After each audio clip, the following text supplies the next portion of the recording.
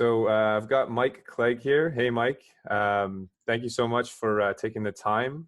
Just for everyone out there, Mike is a former professional footballer for Manchester United and head of strength and conditioning for Sunderland AFC, and current owner of Seed of Speed Athletic Center for Training.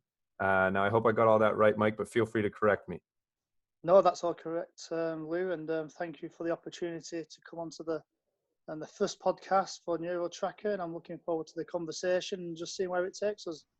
Yeah, fantastic. Well, yeah, thanks to you as well. So let's just jump right in. I'd love if you could just tell us a little bit about yourself, your background as a player and as a coach, and feel free to share any interesting anecdotal stories along the way. Yeah, cool. And I suppose it will all wrap round into one big circle once we start and to where we finish, because as a young lad, I was really lucky to be in an environment where my father was really into sports. He was really into keep fit. And back in 1983, he opened a small little gym within the confines of a taekwondo and boxing club. And from that, I was lucky enough to be exposed to, good discipline, understanding how the body works, understanding how training over time, you can start to create adaptations in the body. And throughout that time, up until being 15, I was always very sporty. I went into the UK Championships at Olympic lifting. I come third in Great Britain, which was a good achievement back then. You were an Olympic weightlifter. Yes, I did Olympic lifting. That was our background, really. Oh, wow. My father got qualified through the British Weightlifting Association, and that's what he taught in schools. And ultimately, you sort of follow in your father's footsteps, and he was teaching me all the time. So I did a lot of Olympic lifting, the snatch and the clean and jerk, and I won the sort of the Northwest Championships, and I went into the National Championships. But that was a long way back. That was probably in 1992 when I was 15 years old. Wow, I did not know that about you. I thought it was soccer since day one, based on the progression that we all saw. So yeah, well that's awesome. Yeah, so that type of training, especially the second pull and generating force throughout the kinetic chain, for me was all something which had great crossover or transfer effect into my football. So when I was lucky enough to get scouted from Manchester United, they was like, you're not a bad player, but there's something different about you. And I ended up playing 6 games for the under-16s when I was still at school. And I was quite a late developer, really. And a lot of players were already been signed on by other football clubs with the team I was playing at. And I actually thought, I'm going to miss the boat here. And I actually applied to go to college. And I was thinking maybe going to university. But I got the opportunity. And I played 6 times for the under-16s, which it were then for Man United, and I got lucky enough to sign what was called an apprenticeship back then. So that took me from being 16 to 18.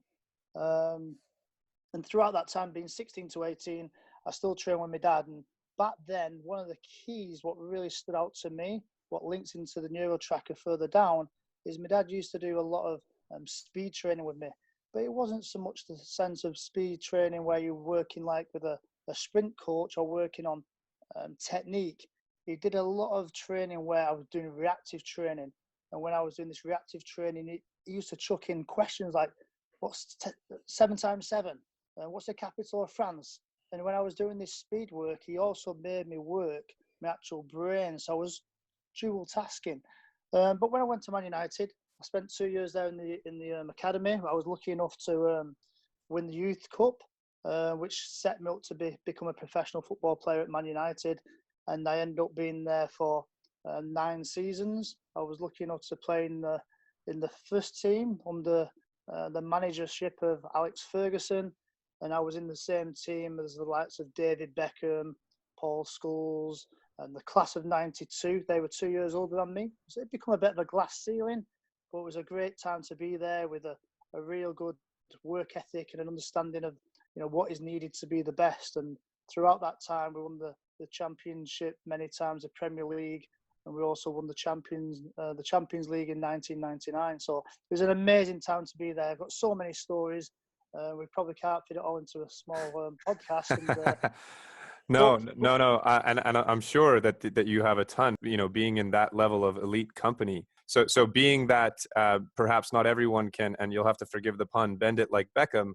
Did you find that some of that cognitive training or dual tasking that your dad had done with you was some of the thing or part of what helped you to compete at that level?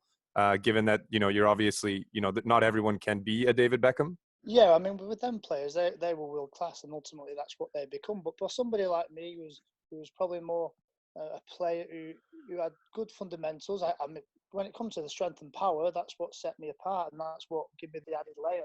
And I think the combination of that Olympic lifting and the cognitive process and helped me to get to my maximal, and that's where I got to.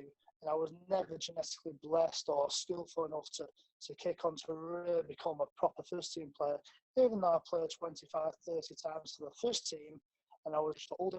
So I would always look back at when my best times were, and that's where I was training with my father, and that's when I was expressing force and I was expressing cognitive training, which unfortunately it isn't actually practiced in football clubs or in elite sport very easy.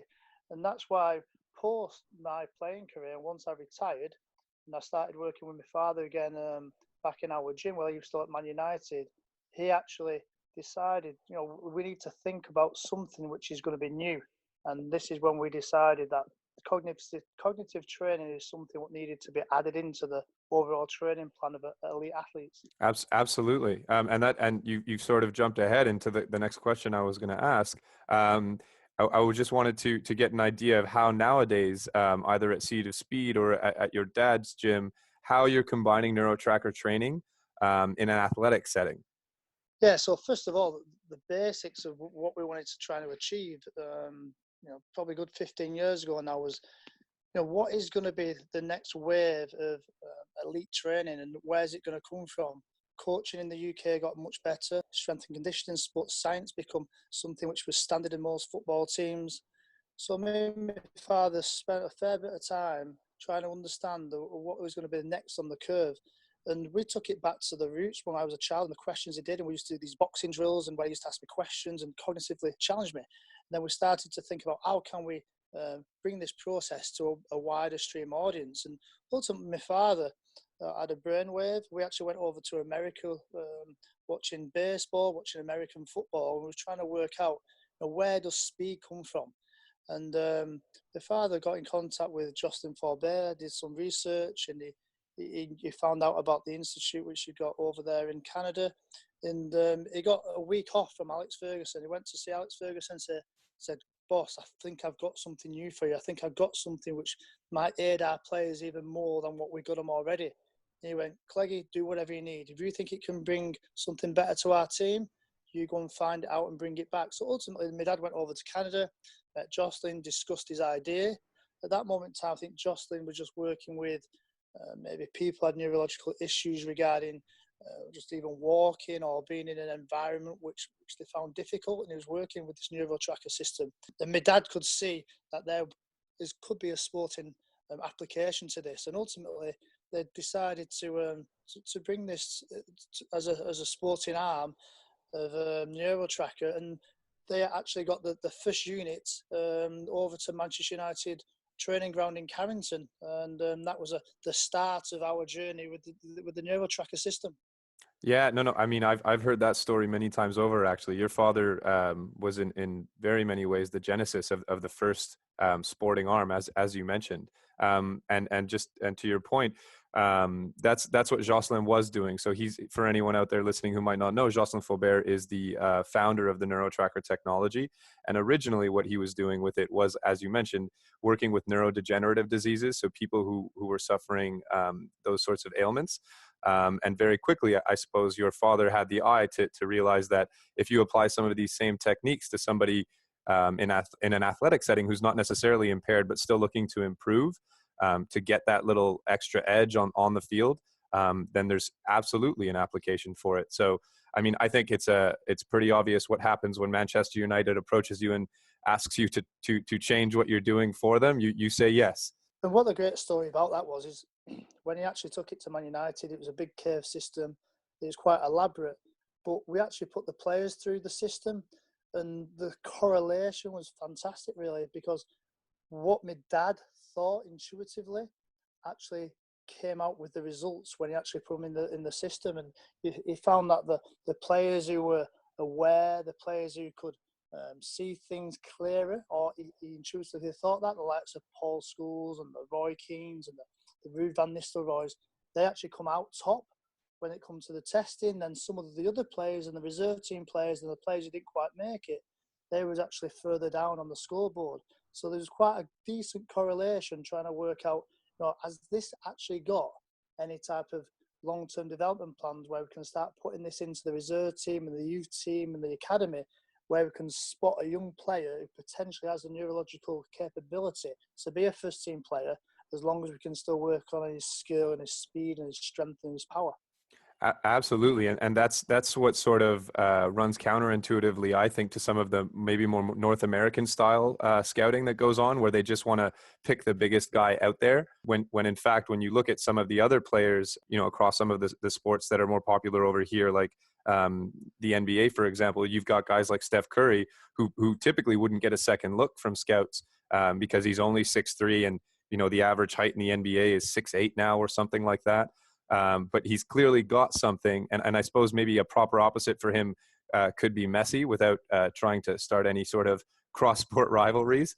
These guys have something extra going on upstairs that really allows them to separate themselves. So having your dad know, or perhaps be able to intuitively guess that one person might have that over the other, and to see NeuroTracker corroborate that, I think is very interesting, and something that scouts are going to begin to use more often all over the world. I think these sorts of cognitive assessments above and beyond, okay, he's big and fast, we need him on our team. Without doubt. And the great thing about football, and it's probably different to some other sports, is no matter whether you're tall, whether you're small, whether you're extremely got a high VO2 or a low VO2, all these elements become a part of the actual testing mix. And also the neurological training and the cognitive processing is in that. So that just becomes a part and parcel of your actual assessment of the players when they come into the club, or you might be scouting. So I think this will start to become a standard practice within elite sport. And again, the North American market is probably put this on a little bit more than the European market. But I'm a great believer that they will catch up at some point. And, in a few years' time, this will be standard practice. But, my father took it to Man United. He started working with certain players, and they certainly saw the benefit of doing the training. You get the initial learning effects. And again, what he found was it almost was like the activation of the muscles, which can be done in the gym. The activation of the brain helps to set up the rest of the training process. So what we like to do now within the gym and within our Seed of Speed Academy and gym in Manchester is we start with the brain. Well, if you can turn that light switch on the brain, you can get it to be understanding, get the cognitive function going, helping it to be alive and to be switched on. I think it ultimately turns on the rest of the system. That's why we've been called the Seed of Speed, and we took that idea from the NeuroTracker system and what it's trying to do. If you turn on the button inside the brain, the rest of the body will follow. And that is really our training philosophy. And from that, the type of training systems you can put in place are really quite exciting. And we always start with close NeuroTracker system, thinking about multiple tracking, thinking about peripheral vision, thinking about awareness, and really trying to get that buy-in or that understanding that training has started. And therefore, once they go into their warm-up, then go into the rest of their training plan, we think you're definitely adding 5 or 6% of the performance outcome. Yeah, and and 5 or 6%. I know that these clubs at the level they play at would die for just one. So that's fantastic. So is there anything to the average player, or perhaps the amateur player who's looking to improve, that you'd be able to impart to them in terms of how you think people should train to incorporate that sort of cognitive aspect to their training, without perhaps me asking you to give away your secrets at Seed of Speed? Yeah, anything to share for anyone out there who wants to incorporate a cognitive element to their training? Apart from just using the NeuroTracker itself, which obviously sets you up in the right frame of mind, I think with all type of training, a lot of the time you need to be in the richest environment possible.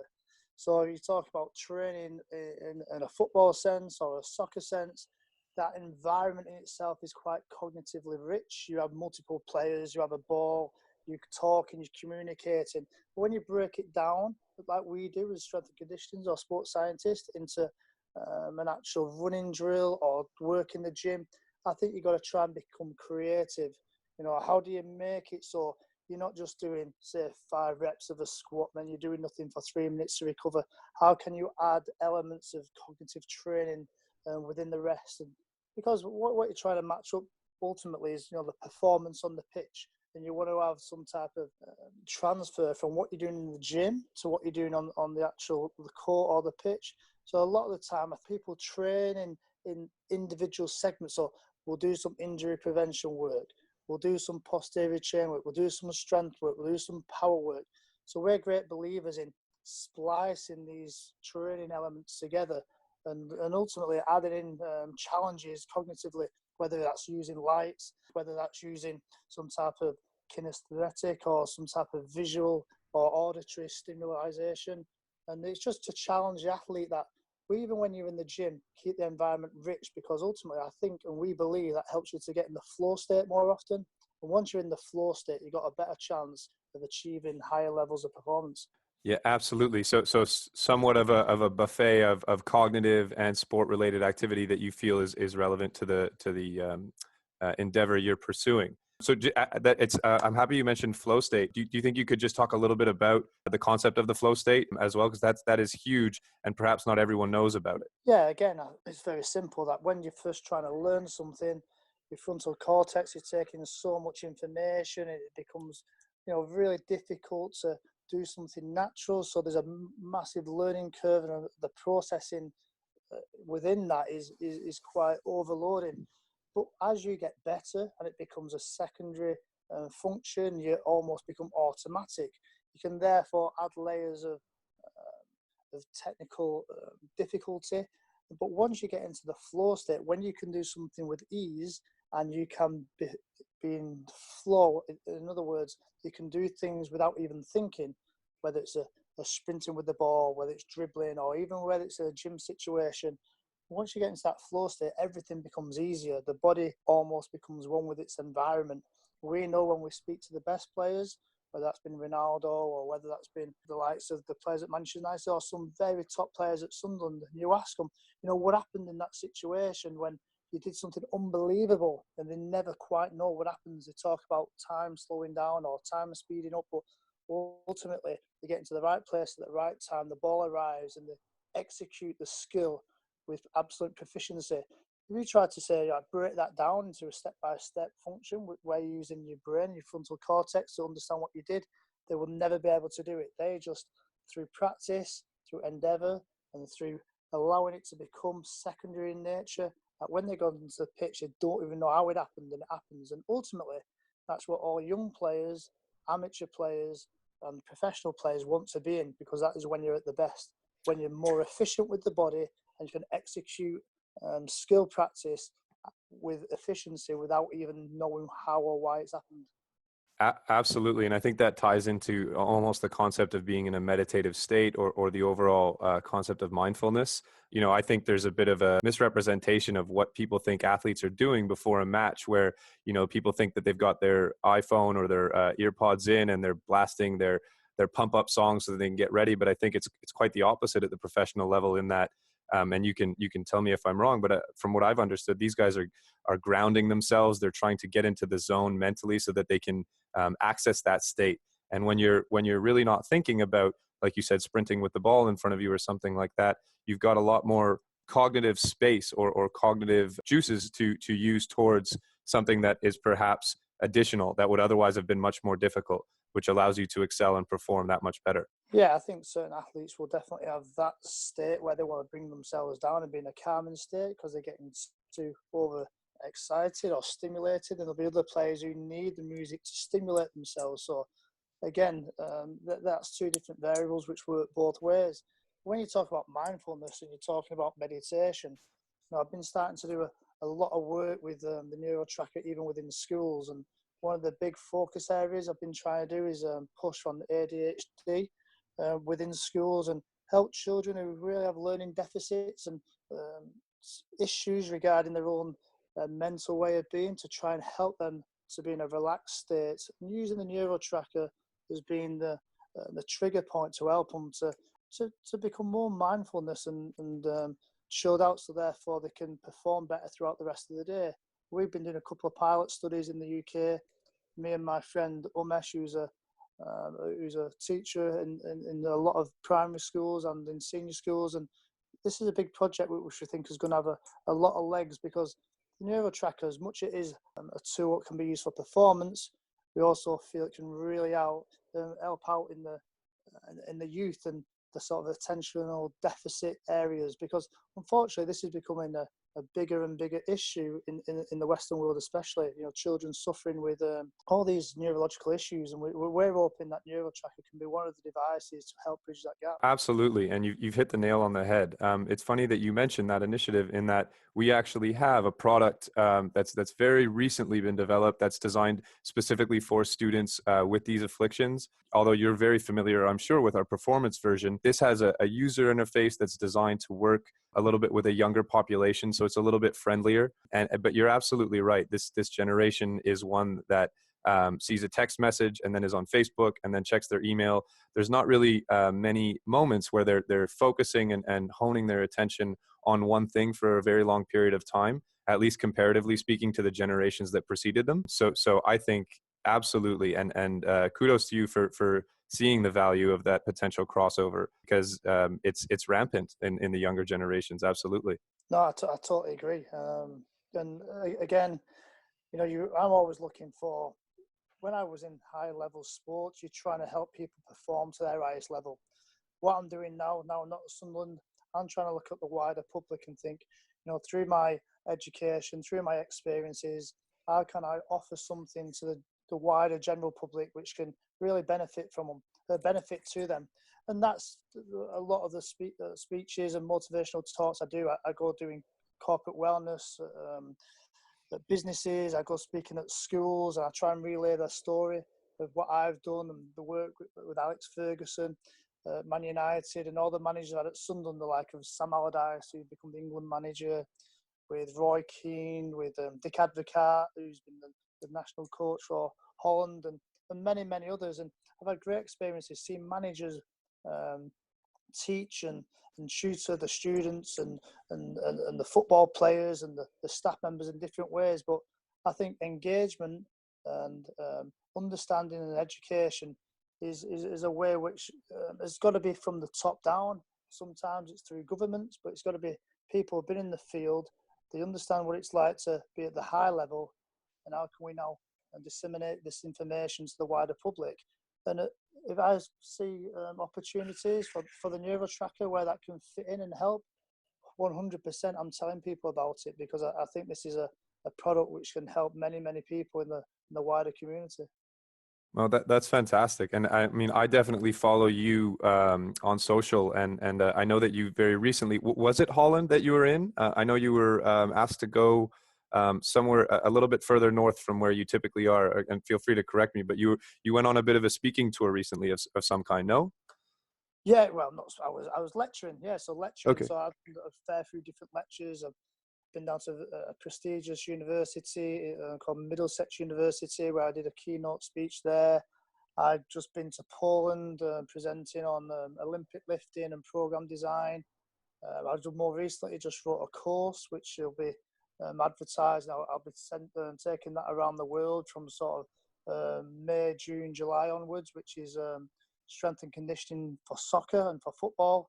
And I go to lots of schools, and especially my local area in Manchester, and that's where I don't charge. I go in there and give my time for free, because I think it's important that people see that even though I was from a very poor area in Manchester, I still managed to, through hard work, endeavour, discipline, good luck in the sense I had a very forward-looking father, and good luck in the sense I got the opportunity to play at Man United, and now I want to be back in that environment and helping these people out. So yeah, I'm going to be talking throughout the world, doing different projects. Next week, I'm about to start my own YouTube channel, so that'll be an exciting adventure for me. And again, it'll be talking about sports, it'll be talking about football, it'd be talking about health and fitness and strength and conditioning, and all these things wrapped together very nicely. Without doubt, sport is the penetration to people's lives about how to be fitter and how to be healthy, whether that's through nutrition, whether that's going to the gym or just going for a walk, understanding how the body works. So I feel like I'm in a very privileged position where I can help, hopefully, lots and lots of people regarding their own well-being. Well, that's great. So I mean, do you know what the name of the YouTube channel is going to be called yet? And if you have some social handles, either Twitter or otherwise that you'd like to share, so that people can follow along. Well, I'm very new to all this, but on LinkedIn and on Twitter and Instagram, it's Michael Clegg, and it's at Seed of Speed. My YouTube channel, I imagine, will give it the same name. So again, it'll be Michael Clegg, and it'll be at Seed of Speed or Seed of Speed 1. And we'll just see where it takes us. And hopefully, I'm going to have it where people can ask me questions, and I'll be answering people's questions, whether it's sport related or health and well-being.